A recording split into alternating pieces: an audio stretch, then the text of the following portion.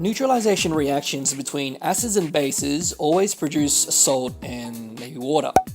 Now, if the salt that is formed from the acid and base doesn't hydrolyze with water, then there would be no change in hydronium or hydroxide ion concentrations, so you would expect the pH of the resulting solution to be 7.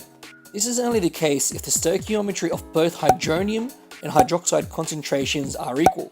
Any excess in either would therefore increase their concentration, which would change the pH being neutral. If there was an excess in the hydronium ions, then the pH would be less than 7. If there were more hydroxide ions, then the pH would be greater than 7. Let's look at a few scenarios. Say we had a strong acid and a weak base. The salt produced is ammonium chloride, which is essentially ions in water. The chloride ion is the weak conjugate base from HCl, so it won't willingly accept hydrogen ions. Ammonium is the conjugate acid of a weak base, which means it's likely to donate protons.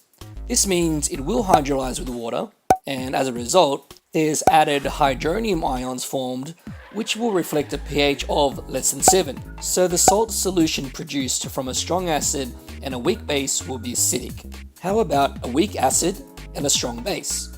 Weak hydrofluoric acid and sodium hydroxide form the salt sodium fluoride and water. The salt sodium fluoride will be ionized in water, so we must check how these ions interact with water.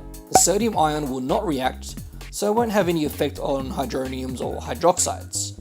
Fluoride, however, is the conjugate base of a weak acid and will hydrolyze and produce these. Production of hydroxide ions means there will be excess hydroxide in solution. This means that the resulting pH should be greater than 7. So the salt solution produced from a weak acid and a strong base will be basic. How about if they're both weak? Weak conjugate acids and bases don't really affect pH since they're unlikely to donate or accept protons.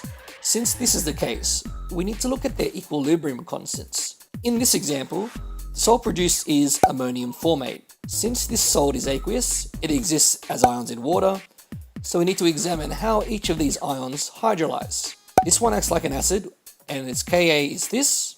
This one acts like a base with this Kb.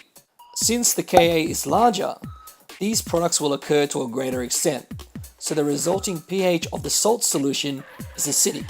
There's one more scenario, and that's when the salt produced is amphiprotic. Salts that are amphiprotic can either donate or accept protons depending on the situation.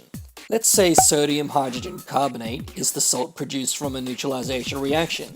Once again, we imagine them as ions floating in water. Sodium ions have no reaction. This, on the other hand, does hydrolyze according to these two equations. This one shows it donating protons, so it's acting as an acid. This one shows it accepting protons, so it's acting as a base. These are their respective equilibrium constants. Since the Ka is larger, these are produced to a greater extent, so the resulting pH of the salt solution should be acidic.